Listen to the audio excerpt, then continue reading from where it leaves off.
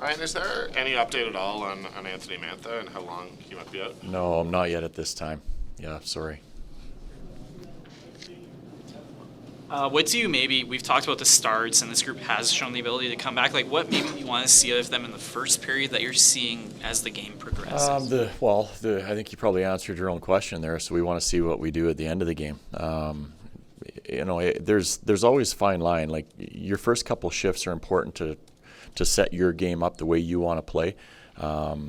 There's been nights where I feel like for the first 3 minutes, like this was a few games back, we played really well. The play was in the offensive zone. We took a penalty.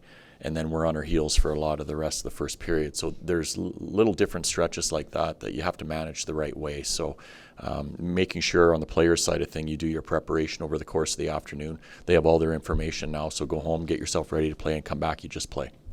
You hear about the game slowing down for young players a little bit as they gain sort of confidence and reps in the league.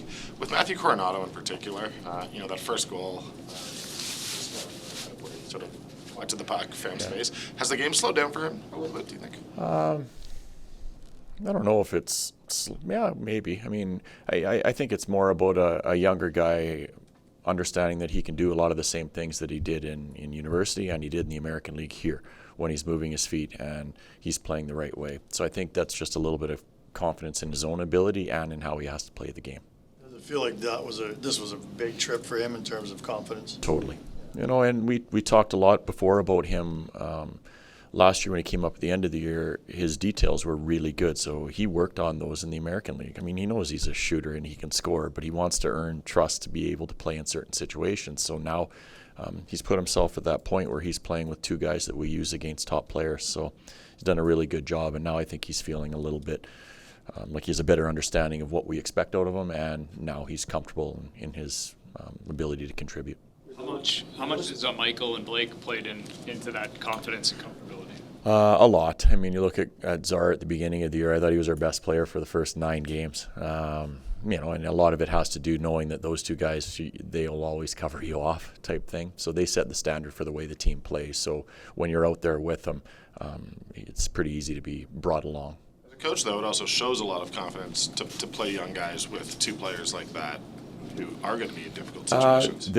They only get put in those situations if they've earned it and deserved it. And I feel like Connor at the beginning of the year for sure, and the same with Matt now.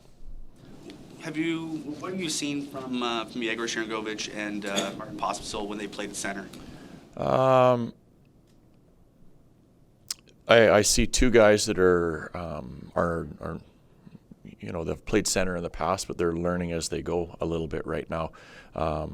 For Sharon, whether he's on the wall or in the middle of the ice, it's making sure he's committed to being strong on puck, so it's on his stick more often than not, because I feel like when he has it, he controls the play. So he's that important of a player for us.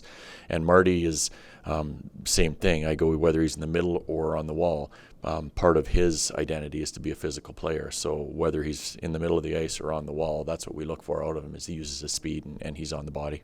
Ryan, can you give us some insight on kind of what happens next in the coaching process? Like, Pospisil doesn't play for almost half the game on Saturday. It was Kuzmenko a few games before that. So, they know that they're maybe in the doghouse a little bit in that scenario. How do you start kind of coaching them through that part? Like, what happens next? Yeah, I don't know if I would use doghouse. I mean, they go right back out later on. So I think they understand, hey, if you're not going or if you're not helping our team the way we expect you to, then somebody else probably is. So I think they're able to turn the page pretty quickly because they have an idea of how we do it. It's probably the short answer for you. What weren't you seeing from Pospisil in the last game? I just didn't feel he was engaged enough in the game. With Adam rejoining the team, what do you want to see from him back up with your group now? A lot of the things that we expected out of him in training camp, where he had a very good training camp for us. When he's big and he is physical and uses his size to advantage, he is a hard guy to play against. And even in watching the Wranglers play last night, he was at the front of the net more than anybody. And I think that's why the first goal ended up going in.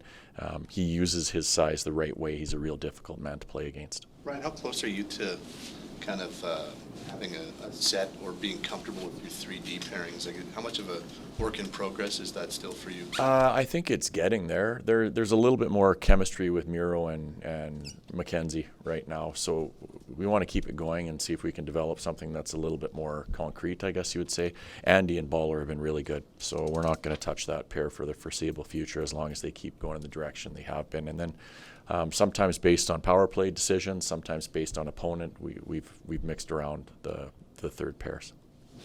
What are you seeing from the Kings this season?